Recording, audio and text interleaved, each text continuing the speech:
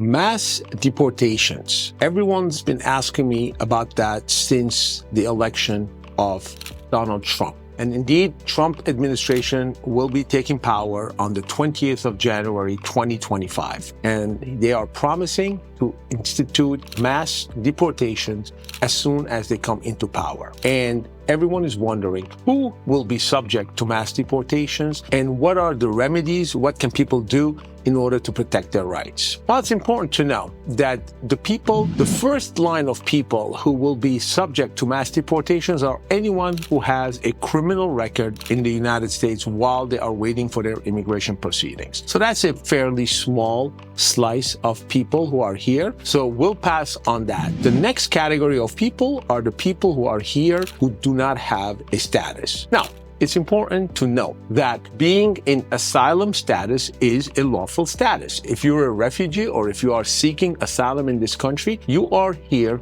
lawfully. And there should not be any deportation proceedings instituted against people who are waiting for their turn in order to have either an interview with USCIS for their asylum status or to have court proceedings to determine whether they are entitled for asylum or any other kind of relief while they are in the asylum court system. So it is safe to say that those people will most likely not be the subject of deportation proceedings. One exception there are people who will come up with something in their security background. So it's possible that people come to this country, are released on bond or on parole or on their own recognizance. However, something comes up and authorities are concerned about the security background of that person. We have especially recently had many instances of people who are actually detained and put in detention centers while awaiting further proceedings. In those instances, and if that happens to you or to someone who you care for, it is possible to file what's called bond hearing. A bond hearing is when you go to the immigration court judge and you request that the respondent, the person who is detained,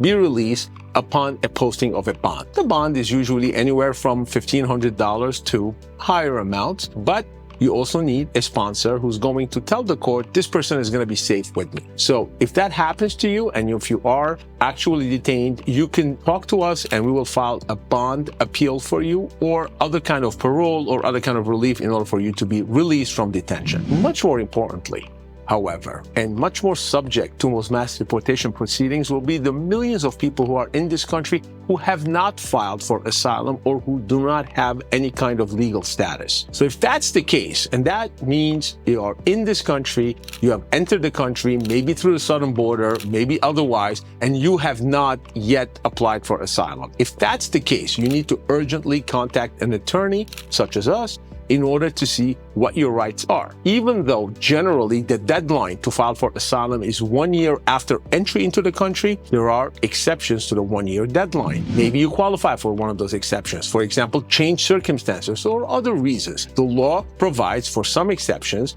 and we recently had someone who was in this country for 18 years without having filed for asylum.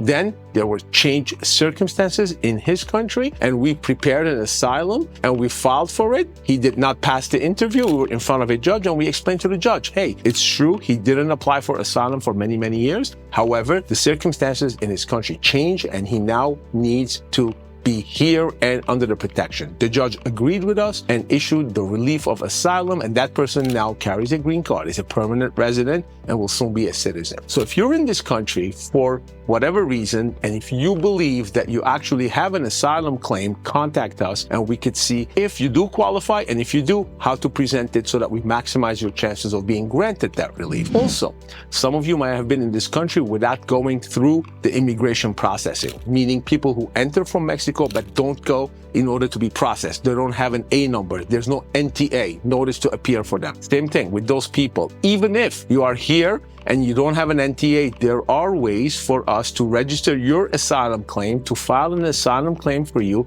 and to make you here basically legal. Of course, after that, you still have to prove your case. You still have to go through the court system, but we can help you with that as well. And the process takes many years, and during that time, you will A, be here lawfully, and B, be entitled to get work authorization and social security number while you are going through the process. But it's important to note, although there's a lot of talk about mass deportations, it's important to note that most likely the Trump administration or any administration has to follow U.S. law. And U.S. law says that people who are here on asylum cannot be deported while their asylum process is being processed. Of course, it has to be a bona fide, legitimate asylum claim. So it is important to have legal help. In fact, if you look at the statistics, people who are represented by an attorney have a much higher chance of getting their asylum claim granted than people who try to do it on their own. And I think the answer for that is obvious, and the reasons for that are obvious as well.